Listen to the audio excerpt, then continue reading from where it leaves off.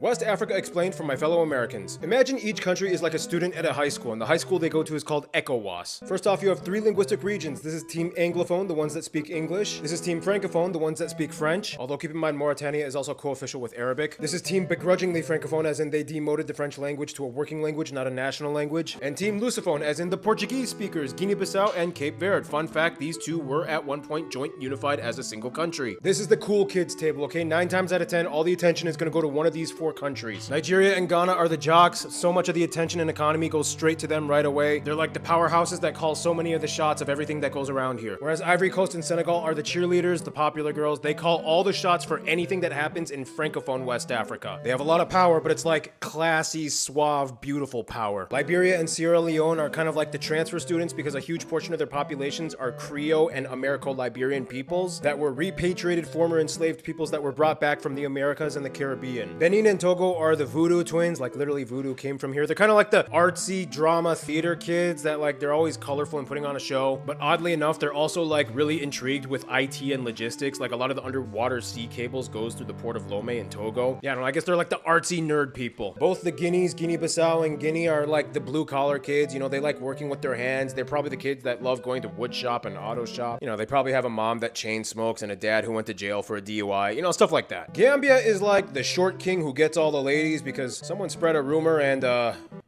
it was true. These are the unenrolled students. They used to go to ECOWAS High, but then they like left because they thought all the other students were getting preferential treatment and they were like pushed aside unfairly. So they just like unenrolled themselves and now they're making their whole new like coalition alliance thing and they're starting their own new high school. And finally, Mauritania is like the old teacher guy who's just tired of all this bull. Like he's not even part of ECOWAS. Like he doesn't even, he's like the transition zone between like the north and western part of Africa, and he's like doesn't even know where he belongs, but he's just tired of everything. He's just like, I just want to sit and read my poetry. So there you go, my fellow Americans. Hope that helped. Cheers.